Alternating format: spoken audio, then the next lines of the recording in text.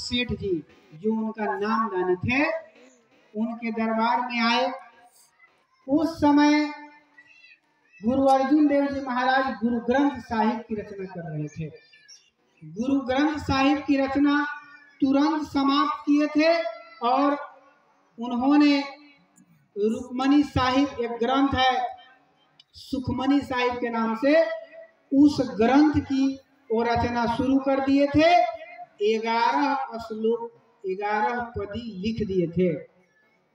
उसके बाद वो सत्संगी जब उनके पास गए तो कहे कि गुरुजी हम 10 साल से सत्संग में आ रहे हैं, आप हर बार सत्संग में कहते हैं गुरुमुख बनो गुरुमुख बनो, हम सुन लेते हैं लेकिन हमारे समझ में आता नहीं है कि कैसे गुरुमुख बने।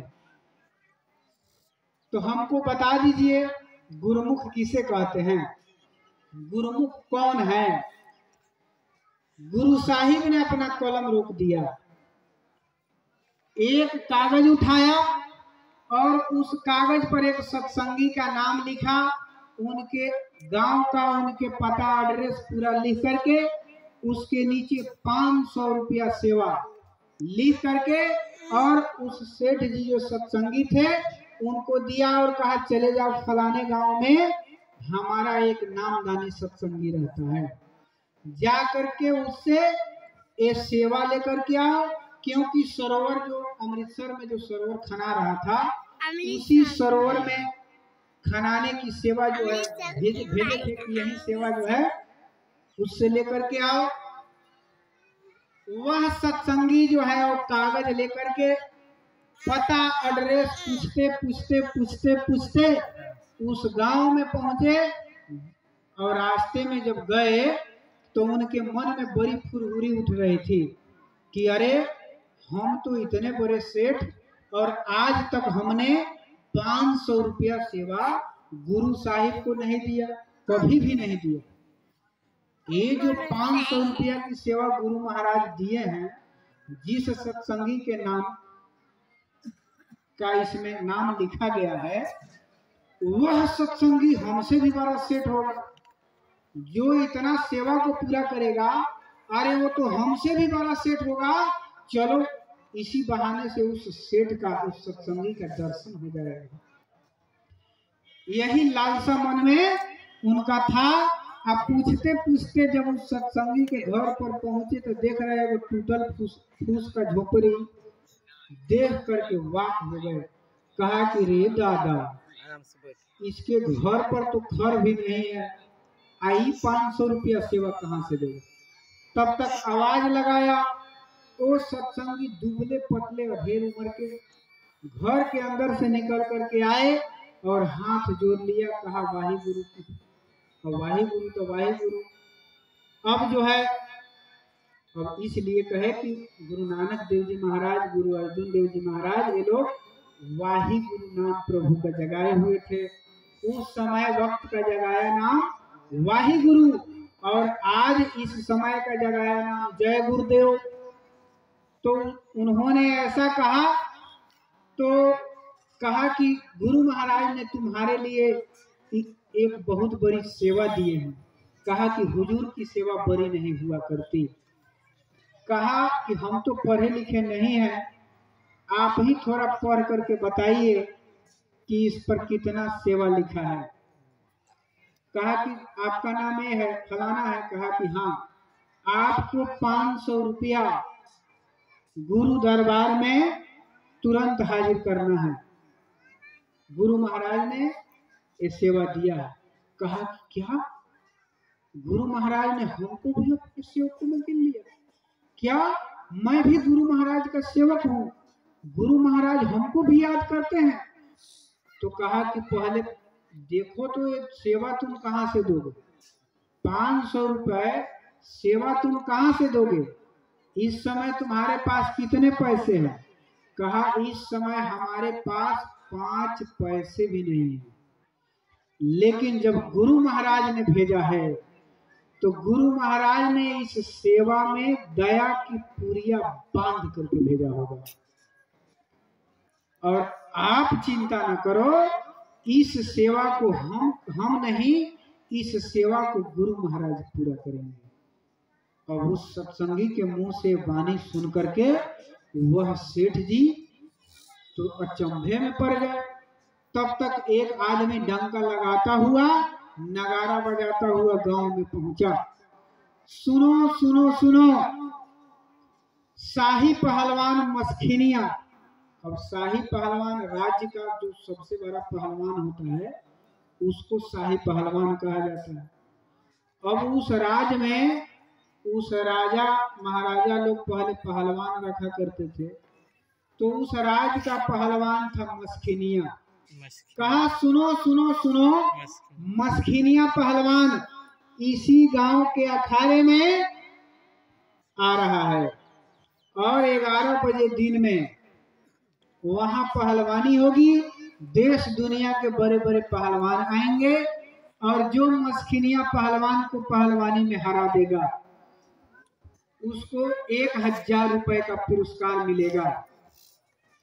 जो व्यक्ति मस्खिनिया पहलवान से हार जाएगा उसको 500 रुपया का इनाम मिलेगा। अब सुन करके सत्संगी का, अरे गुरु महाराज ने तो ये हमारे लिए दया कर दिया। कहा कि हम पहलवानी लड़ेंगे। कहा कि जानता है हारने वाले को 500 रुपया काहे ला मिलता है? तो कहा कि नहीं, मस्खिनिया ऐसा पहलवान है कि उससे जो लड़ता है उसका पूरा हड्डी तोड़ देता है, जगह जगह से हड्डी फ्रैक्चर हो जाता है। वो आदमी किसी कामिल का नहीं रहता है, उसके इलाज में 500 रुपया लग जाता है ठीक होने में, इसलिए 500 रुपया रखा है। अगर प्राण बलाए है तो जा करके मस्खिनिया पहलवान से लड़ो। कहा कि हम गुरु महाराज के इस सेवा को पूरा करेंगे और गुरु महाराज ने हमारे लिए हुक्म दिया है, तो इसके लिए चाहे हमारा प्राण चला जाए, चाहे हमारा जान चला जाए, हम इस सेवा को पूरा करेंगे तो करेंगे। प्रेमी भाई बहनों, कूद गया अखाड़े में। कहा कि हम तुम्हारा सामना करेंगे। अब देखा लोग तो कहा, अरे ये कैसे चला आया, ये तो कोई पहलवान नहीं दिख रहा। अब बड़े बड़े पहलवान लोग देख करके भाग करके अखाड़ा चले गए थे। अब उसका देह दशा इतना खतरनाक था कि बड़े बड़े माने पहलवान का जो है पैंट गीला हो जाए। अब सब पहलवान जो है उधर से पीछे हो गए थे, कोई उससे मुकाबला करने जा नहीं रहे थे। तब तक एक गुरु का बंदा अखाड़े में कूद गया। कहा कि मैं तुम्हारा मुकाबला करूंगा। कहा, अब मस्खिनिया पहलवान कहा कि लगता है ये आदमी, ये बूढ़ा घर से दुखी होकर के मरने के लिए आया है। तो कहा कि इसमें जरूर कोई राज है, इससे पूछा जाए। मस्खिनिया पहलवान उसको बुलाया। कहा कि सुनो, तुम घर से दुखी होकर के मरने आए हो? कहा कि नहीं। तो फिर तुम मुझसे लड़ने क्यों चले आए? कहा कि हमारे गुरु महाराज ने हमको एक सेवा का मौका दिया है और उसको पूरा करना है और हमारे पास धन है नहीं, इसलिए सोचा है कि हम भी आपका सामना करके पहलवानी करेंगे और जो धन हमको मिलेगा हम गुरु के दरबार में हाजिर कर देंगे ले जा करके। तो कहा कि तू कैसा बंदा है, तू गुरु के एक बात को पूरा करने के लिए, एक सेवा को पूरा करने के लिए तू अपना प्राण देने जा रहा है, तू अपना जीवन दांव पर लगा रहा है। मस्खिनिया की बातें सुन करके गुरु के उस बंदे ने कहा कि अरे मेरा एक जीवन तो क्या, अगर लाखों जीवन गुरु के हुक्म में अगर होम हो जाए तो भी सस्ता है। तो कहा कि अरे ऐसा आदमी तो आज तक हमने कहीं नहीं देखा। तो कहा कि तुम्हारे गुरु कौन है? तो नाम बताया। कहा कि तुम अपने गुरु का दर्शन मुझे भी करा देगा। अब गुरु ने ऐसी दया और मौत की हिलोर उठा दी कि उसके अंदर अब गुरु के दर्शन करने का प्यास जगा दिया। और मस्खिनिया जैसे विश्व प्रसिद्ध पहलवान उसके गुरु के दर्शन के लिए आतुर हो गया। कहने लगा मैं भी ऐसे गुरु का दर्शन करना चाहता हूँ। जिस गुरु के लिए तू अपना प्राण न्यौछावर करने के लिए तैयार है, मैं भी ऐसे गुरु का दर्शन करूंगा। क्या तू अपने गुरु से हमको मिला देगा? कहा कि हाँ चलो हमारे साथ, मैं तुमको वचन देता हूँ पहलवानी समाप्त होने के बाद मैं अपने गुरु का दर्शन कराऊंगा। कहा कि तब तो मेरी बात कान खोल करके धीरे से कान में सुनो। कहा कि बस ये लड़ाई केवल हमारे तुम्हारे जो है देखने सुनने की है। मैं एक दाव तुमको बता देता हूँ, ऐसा मारना और मैं जीत हो जाऊंगा, तुम जीत जाओगे, मैं हार जाऊंगा। तुमको 1000 रुपया मिलेगा और मुझको भी 500 मिलेगा, तो हम भी तुम्हारे गुरु महाराज को दर्शनार्थी सेवा देंगे। ये सब तुम्हारे गुरु के लिए जाएंगे। तब कहा कि अरे यह पहलवान जो अपने मान को रखने के लिए कितने लोगों की हत्याएं कर दिया है, एक कैसे अपने मान को मर्दन कर रहा है गुरु के दर्शन के लिए। लाभ और मान क्यों चाहे पड़ेगा फिर तुम्हें देना। गुरु का ध्यान कर प्यारे, बिना इनके नहीं छूटना। प्रेमी भाई बहनों, गुरु महाराज भी प्रार्थना में गाते थे कि लाभ और मान क्यों तू चाह रहा है, ये तुमको एक दिन देना पड़ेगा। इसलिए जो मान बड़ाई धारी वह उतरे नहीं भवजल पारी। जरा सोच जरा अपने मन, तेरा कैसा यह अपनापन। सतगुरु के शरण में आओ, प्रण बार बार गुहराओ। पर निंदा नहीं करेंगे, पर अवगुण नहीं लखेंगे। मन बस में अब करेंगे, सतगुरु का ध्यान धरेंगे। पर तू पर निंदा करता, पर अवगुण लखे न डरता। यह तेरा यह प्रण कैसा, तेरा चाल जगत के जैसा। कोई जो तुमको समझाता, उससे तू रार मचाता। नहीं दीन गरीबी लाता, झूठे का बरका बनता। तो झूठे का मान बड़ाई में जीव जो है फंसा हुआ है। मान बड़ाई में फंसे, भूल गए सतपंथ। पलटू नाहक भोगता, जोगी देखे स्वांग। तो पलटू साहब ने ऐसे कहा है।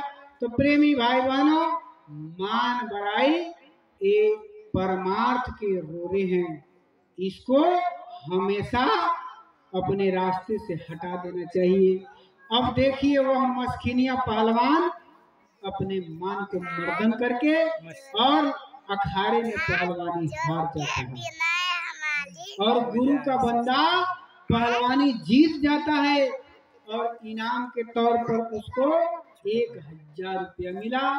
और लेकर के गुरु दरबार में उस सेठ जी के साथ जब पहुंचते हैं, सेठ जी गुरु की लीला देख करके दंग है। उनको तो समझ में आ गई कि गुरुमुख किसे कहते हैं। कहा कि ऐसा प्रेमी न गुरुमुख होगा जिसके पास कुछ था नहीं, लेकिन गुरु के सेवा को पूरा करने के लिए अपने जीवन को झोंक दिया, होम कर दिया, समर्पित कर दिया। तो गुरु महाराज ने इनकी लाजें रख ली। तो प्रेमी भाई बहनों, तो उसको तो गुरुमुख समझ में आ गई, गुरुमुख किसे कहते हैं। अब लेकर के वो सेवा तीनों के तीनों गुरु दरबार में गए और जाकर के गुरु अर्जुन देव जी महाराज के सामने वो सेवा दिया और सारा राम कहानी गुरु महाराज के आगे कह सुनाई।